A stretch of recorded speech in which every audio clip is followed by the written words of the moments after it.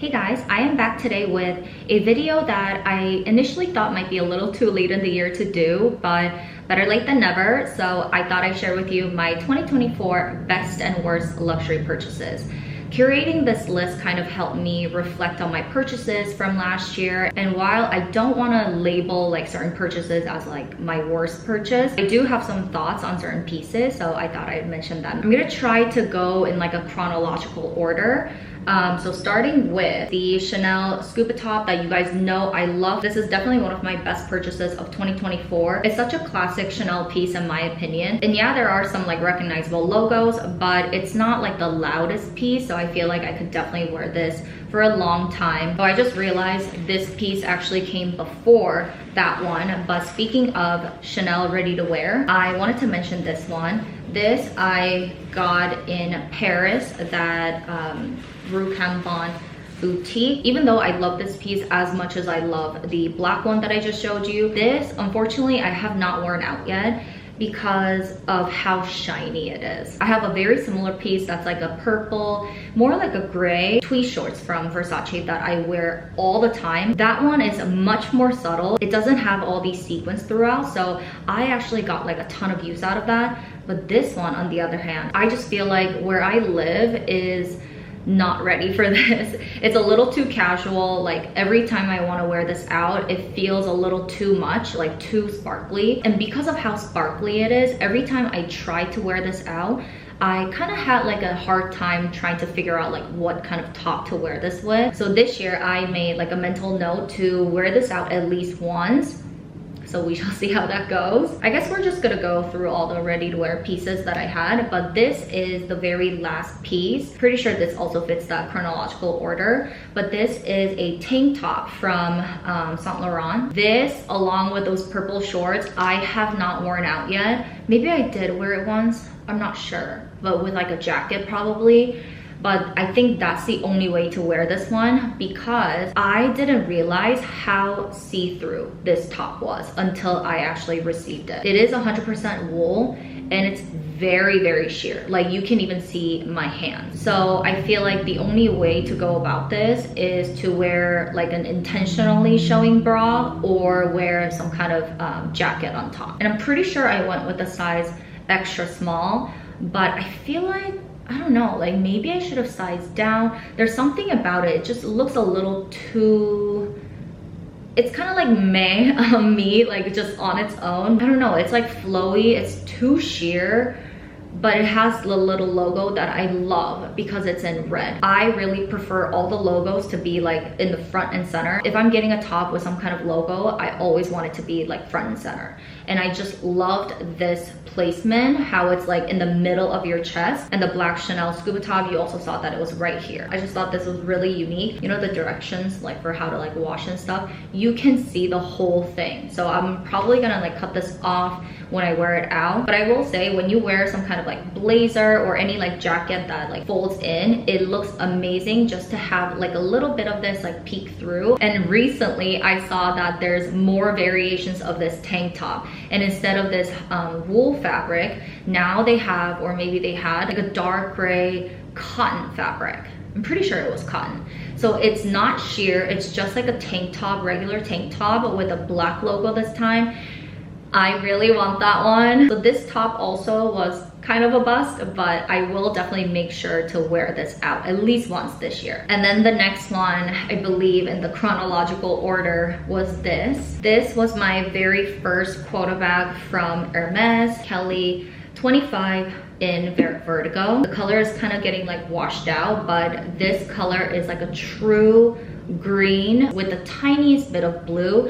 It is absolutely gorgeous. Depending on what you wear and like how you style it, there's different shades of like blue and like green that like pop out. So it's a very, very beautiful bag. I also love that it has gold hardware. I gotta be honest, it's not one of those bags that will actually go with everything, like every single outfit that you wear throughout the year, but it does work for me. And I love a good like pop of color when it comes to like a very classic handbags. And I feel like green, like a rich green like this, actually is kind of a neutral, like it's not super blinding. This is exactly what I would want my Kelly to look like. Cellier structure, the size, like everything. But I did mention it before, like going in and out of this bag is not very easy. Like I'm so used to my Fendi peekaboos where everything's like just open usually. It's so easy to like go in and out, whereas this one, the opening is like the bag itself is hard, and it's also in Epsom leather, so it's really like as hard as it gets, I feel like. So especially when I'm out and about and I need to like reach in for things, it's kind of a struggle. And because it's such a, in a way, like serious, like formal looking bag, I like to make it a little bit more casual. So just hanging it open like this has been my go-to look, and just put it over my wrist like this without using that crossbody strap. I actually have never used that one. Maybe I'll use it in the future, but for now, like I've been just enjoying it like this. My second photo bag of Hermes, you guys know because I've been featuring this bag quite a lot. The next one is my Birkin 25 in Beton. This one is in palladium hardware, so quite a contrast. And this one is in toga leather, and you can see the structure. It's very slouchy. This is also in 25, and because I'm only like 5'3", this size really does work for me. I feel like I definitely have like a variety when it comes to these bags because they're so different. This definitely feels a lot more formal, whereas this one feels a little bit more casual. It almost looks white. It's kind of like an off-white cementy color, but very, very light. And because of the palladium hardware, this bag looks very, very light, which is part of the reason why I feel like I need to be a little bit more careful when I carry this bag, especially if I'm wearing like dark clothes like black, because of the color transfer. But now that I've used both of these bags, I definitely have some thoughts, some pros and cons for each. So I'm thinking of doing like a whole dedicated video on which one's my favorite, I guess. But the Birkin is definitely so much easier to like go in and out of because like the Kelly, it's always open, and it's basically kind of like a tote bag shape, you know? But I will say, I feel like this bag, like the Birkin 25, is a lot smaller than I thought. I mean, it does fit just the right amount, but it's still not like as roomy as I thought it would be. But to be honest, I don't think I can even like fit too much stuff in here because it gets so heavy. The bag itself, like there's definitely some weight to it, and I put the 7RP bag insert in here,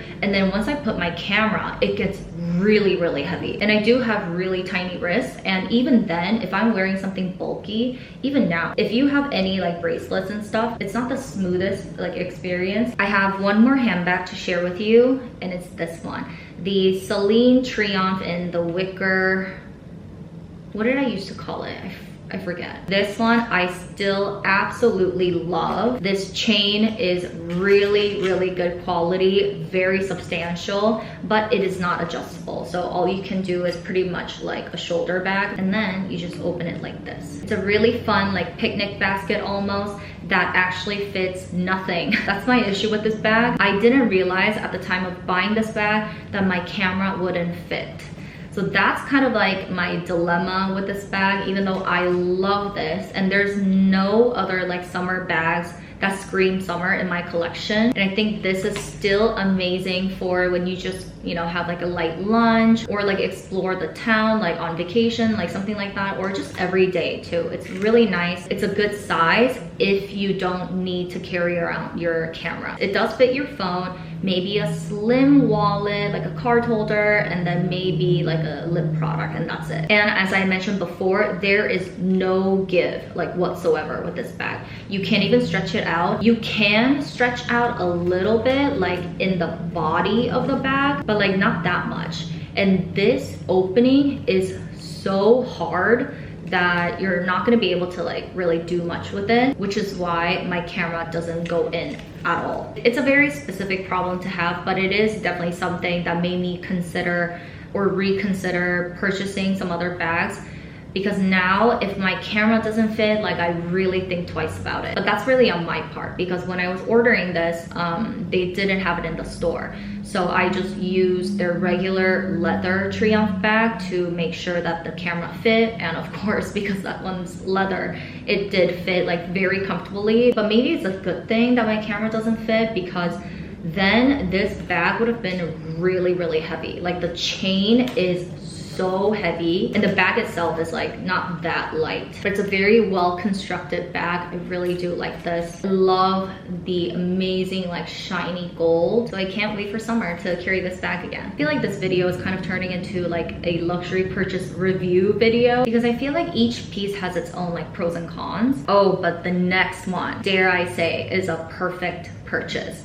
These, the Jenna boots in the 60, I believe, from Hermes. I would say these are my favorite shoe of 2024. Even though I didn't get them until like late fall time, these are the only ones that I've been wearing and I love them. And this is a shoe that I would actually repurchase, which I don't think I've ever done besides Converse and like common projects. And sometimes I feel like maybe I should get the 90 version as well, where the heel is a little bit higher, but I'm a little bit hesitant because what if they're not as comfortable as these? But I have to admit, like, they're not the sexiest looking shoes. I knew about them for a while. I would always see them, but I thought they were kind of hideous to be honest, until one day I decided to try them on and I was just like, wow, like what have I been doing? It's like a sock ankle boot. You can see like the knitted like fabric, and it has that like cable knit detail going up. There's a leather detail all the way down. It's kind of disgusting, but the sole, like the block heel, is a horseshoe, and you can see that it's Hermes and leather, but it's very subtle. I don't normally go for like a square toe, but this is more of a ovally square. It's very natural looking, so quite subtle, and it's a very slimming sock boot, which is why it goes with literally everything. And no matter how beautiful or like expensive shoes are, if they're not comfortable, like I'm just not going to wear them because I'm not gonna reach for them. But these, I could walk hours in these, and I have. And in terms of sizing, I would say they're pretty true to size. I finally realized and learned that when it comes to boots, at least, I need to size half a size up. So these are 37.5. But yeah, I've been wearing these non-stop. I feel like they're kind of underrated, but if you're looking for just black ankle boots that you want to wear a lot, I would definitely recommend these. I have another shoe that I want to show you, and these are still nicely packaged in the box, and it is the Hermes Oran in Himalaya. These are just like work of art, masterpiece. I love them. I cannot wait to wear these out in the summertime. I guess starting in spring. I do have a handful of Oran sandals, and I tend to buy ones that have like an edge to it. It has to be a different material, the color, or something like that. And this is like the queen of all Orans in my opinion. It's so beautiful. And am I worried about getting these dirty? Of course. But Orans tend to be like my most worn type of shoe in the summertime. I personally find them to be very comfortable, but if you are going like up and down the stairs, they are very, very loud. So you do have to be kind of mindful of like how you walk. The last Hermes piece is my favorite category from the brand, and it is tableware. You guys always see me unboxing some kind of like Hermes tableware. I could literally like do an entire video on this, but I didn't want to bore you guys with it because it's definitely not for everyone. So I decided to narrow it down to just one. This is the cereal bowl from the Carnets Decorator, like the jungle collection. This collection in general is just masterpiece. Every little detail, all the animals, all the colors, it's so beautiful. And most of them have this like 24 karat gold trim. I have a lot of like dessert plates, dinner plates. I don't really like the soup plate like design. It's just not really something I need for like the type of food I eat or cook, but I definitely needed some kind of bowl. And this has been so perfect. I use it, I'm about to use it actually after I film this video to make my yogurt parfait. And at nighttime, I use this for my ice cream. I don't eat cereal, but you know, just like the name suggests, you can eat cereal off this. It's the perfect size, you guys. It is not too deep, it's not too shallow, it's just perfect. The dimensions are perfect. I'm gonna end this video with my card holder that I've been using. This one is from Rimowa. I think it's such a creative card holder. It's fun, it's unexpected, it's not very common. It has a classic Rimowa element, the aluminum. It's just one of those things that are cool and just so different. I love how it opens like this and you get to pull out all your cards. Like every time I use this, everyone's like, what is that? And surprisingly, it's been holding up very nicely. Like I don't see any visible scratches.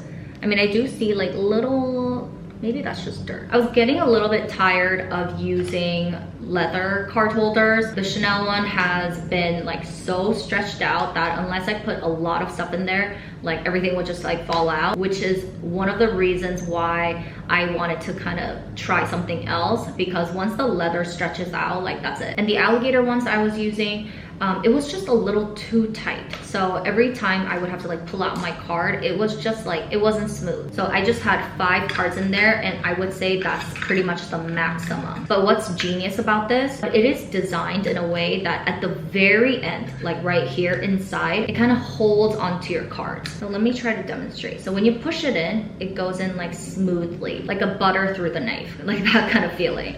But when you try to take everything out, you can feel the resistance, like the card holder is like holding onto the cards, which I didn't know about until I started using it. And I think that's really genius. Like I love that technology, I love that little detail, but I think that's also the reason why it doesn't hold more cards. It's both good and bad. Because they have that grip at the bottom, your cards don't fall out. Because when I just look at it from the front or like the top, there's definitely room, right? But I think it just needs that room to like have that kind of closure, I guess. I love this thing. I've been using it every single day. Oh, and another thing I noticed, it probably wouldn't like affect any of your like purchase decisions, but in the morning, like when it's really cold, this thing, because it's aluminum, it gets cold as well. So when I like go to Pilates or whatever and I just grab this, I don't know, I just hate being cold, and every time I hold on to it, my hands get cold too because it's so cold.